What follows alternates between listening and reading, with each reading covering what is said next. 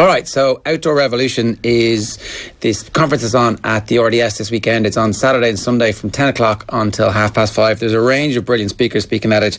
So Joe Brawley, Sean Kelly, Stephen Hunt, Ross Purcell, David Gillick and Jesse Barr and loads of others are either giving classes or giving talks. Also giving a talk is Gerry Hussey. He's going to be there on the Saturday and the Sunday and he joins us now. Gerry, how are you doing? How are you doing? Thanks for having me. So I was going to say you're a sports psychologist, but then I find that giving people labels that they haven't told me to give them is a bit reductive. How do you describe yourself? Yeah, I suppose in recent years it's difficult because I focus everything on mind, body, spirit. So I have studied psychology, but I've also studied philosophy, theology and personal strength and conditioning. And what I try to do is look at and energise people from an integrated point of view, mind, body, spirit. And I believe that, like in a team we talk about spirit all the time and we know the importance of it, and it's no less important in an individual, but yet we all know where to go to build our physical well-being. We all know how to build our nutritional well-being.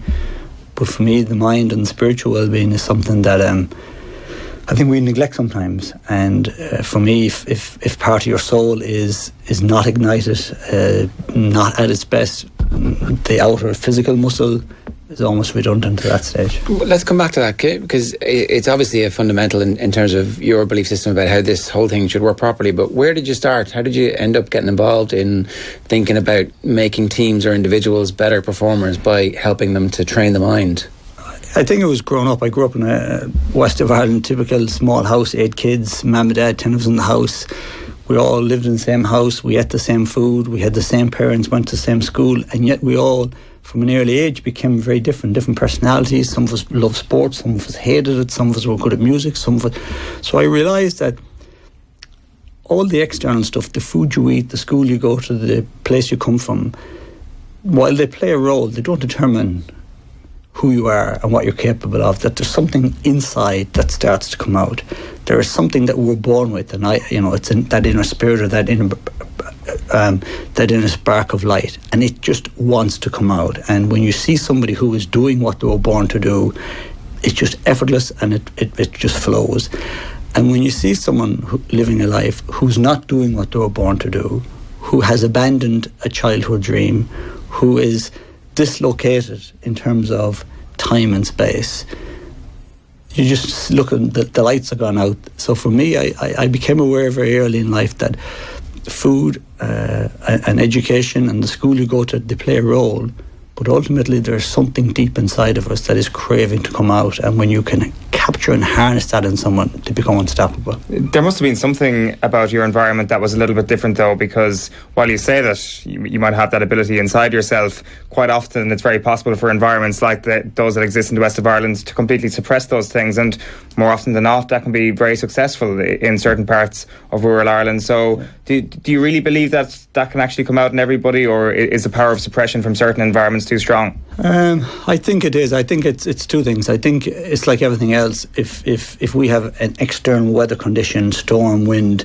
and a single glazed window, the likelihood is at some stage the window's going to give, and then the external conditions fill in internal environment. I was lucky. I was born, I suppose, with parents who always told us do what you love, and when I would be thinking of making a decision or stop playing football and trying to commit to boxing or trying to do something different, the only question my parents would ask us, does it make you happy? Are you happy? So I think I was given the freedom of trying new things. My dad used to always say, no effort is failure. So the idea is that once you've tried, once you put your heart and soul into it, there's no possible way you can fail. But also think it the other way. No effort is failure. To not do it, to not dare, to not, well, you failed already.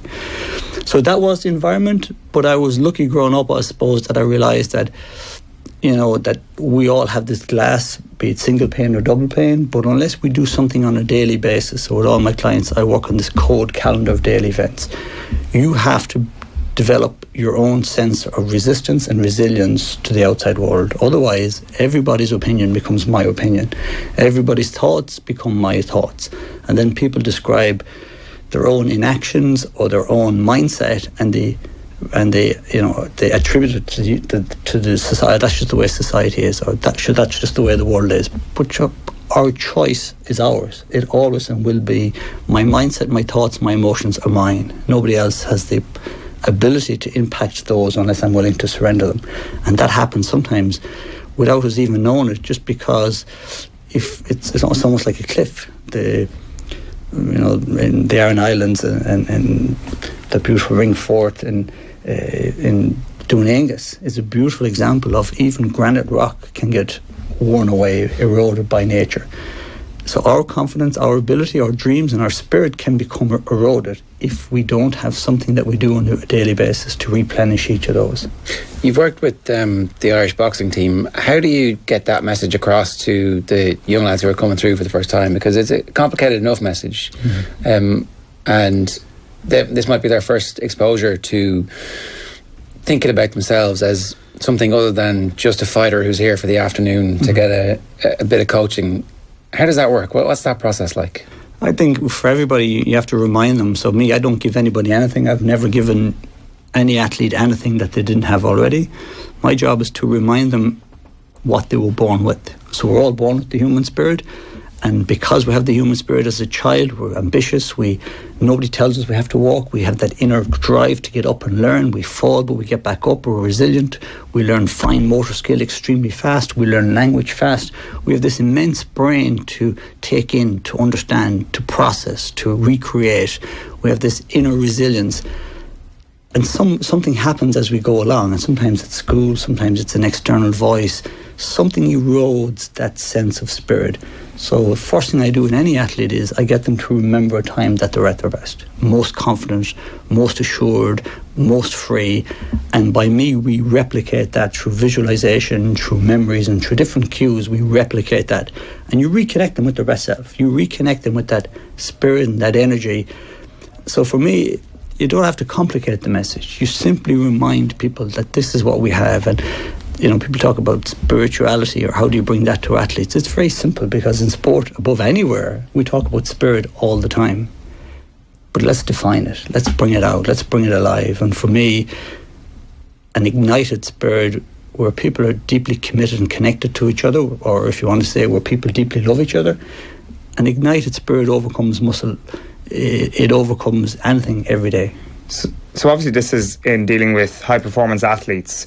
So you're telling them to try and rekindle the time when they were at their best, but that doesn't necessarily make that a time when they were at their best athletically. It's when they were at their best maybe in terms of self-confidence. Would I be right in saying that? And that ultimately does help performance because of a positive mindset.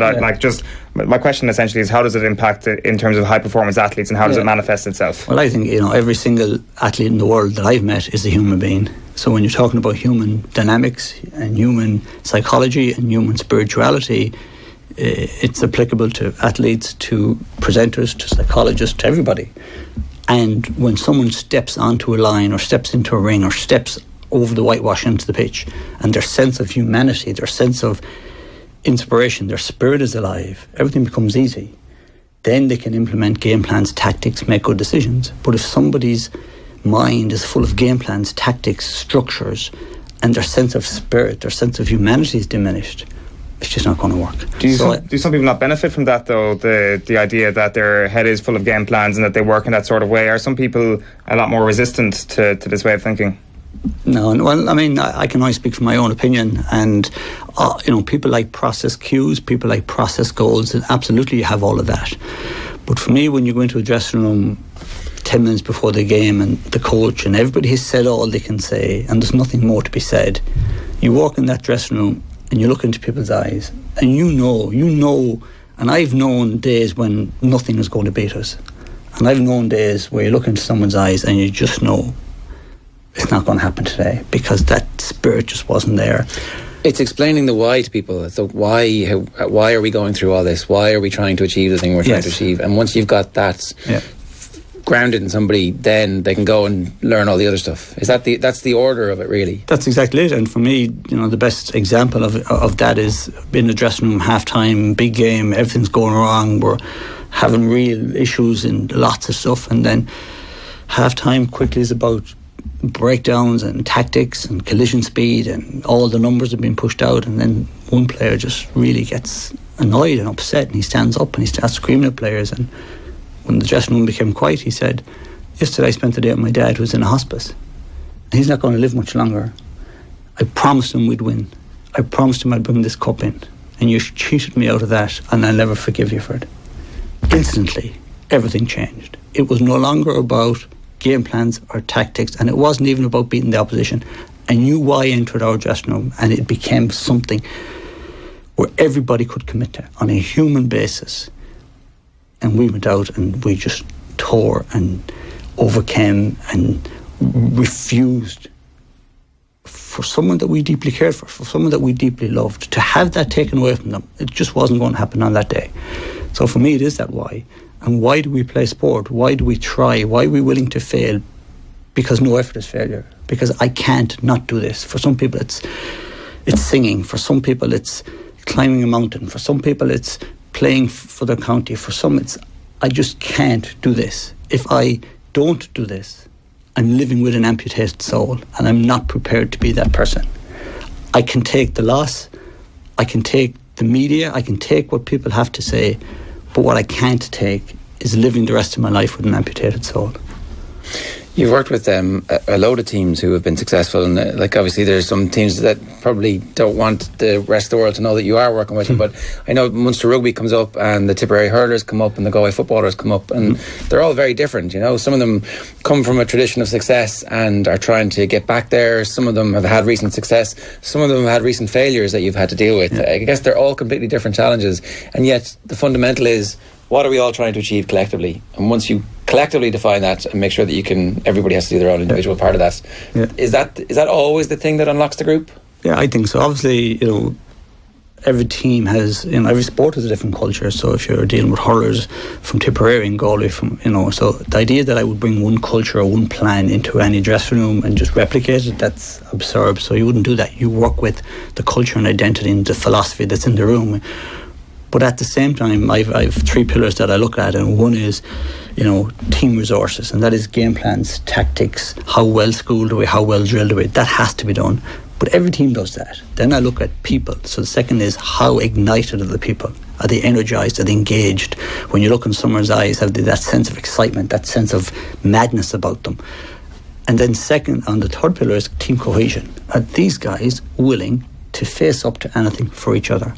Not to win, and very seldom do I ever talk about winning. I've very little interest in cups and medals, and I've even had beautiful signed jerseys that have been given to me over the 10 years from World Cup, Olympic winning teams, and I never even got them signed, because that's not that important. It's the memories of what those people were willing to do for each other. That's what it's about. You talked about the madness in people's eyes. There's definitely a point though where people get too mad, and they get to that high-pitched state and their energy dissipates, or it causes them to commit errors. How do you, having done all the months and months and years of work of grounding them and getting everybody into the collective, those last 15 minutes or that second half, where if everybody went out unified after the guy talks about his dad in the hospice, some people might take that wrong and go and try and kill the opposition and give away a penalty or whatever.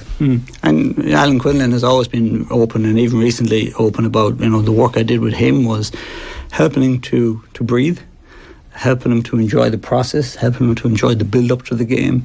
So in every sport, even in boxing, you get a minute rest.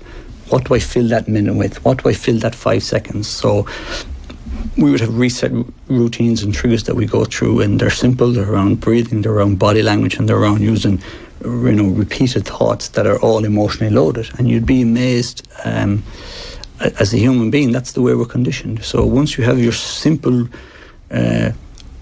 triggers developed, whether it's on the bus into the stadium, whether it's in the stadium, whether it's in the middle of the game, whether it's before you step up and take the all-decisive free, there is again, even at that point, you own your mindset, you own your emotion, you own your breathing and your body language. So always start and rebuild from there.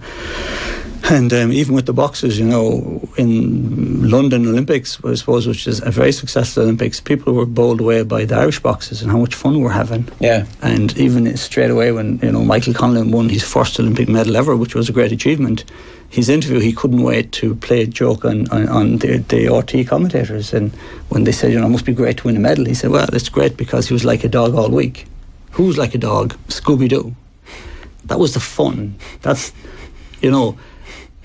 And people think about competition has to be anxiety based. It has to, absolutely doesn't have to be. Yeah. If you know you've trained well, if you know deep in your heart and soul that this is what you were born to do, this is where you were born to be, and that nothing in the world would take you away from this opportunity. Who wouldn't want to play in a Heineken Cup final? Who wouldn't want to play in Croke Park? Who wouldn't want to wear the county jersey? So it's just about how you frame these situations.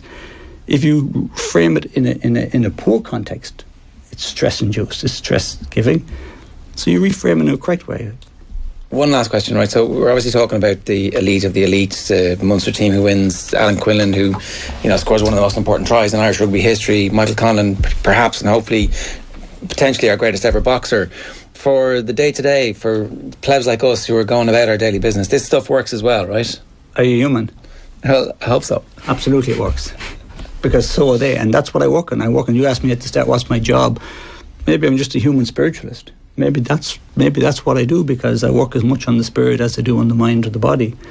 But when you awaken the human spirit, which every single one of us have, the very fact that you learn to walk, you learn language, you learn numbers, the very fact that you dare to love means that you can embrace any situation.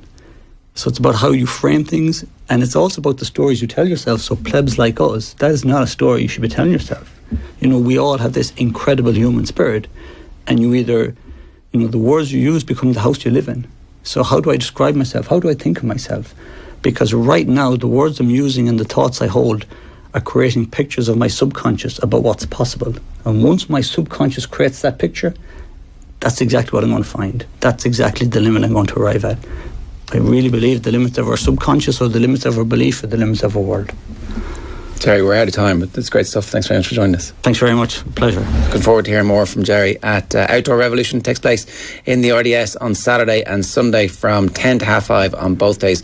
You can check out outdoorrevolution.ie for more details. Hey, hope you enjoyed that latest offering from Off the Ball. If you want to subscribe, and you should, check out just up here. All our latest stuff is just down here. Generally, knock yourself out.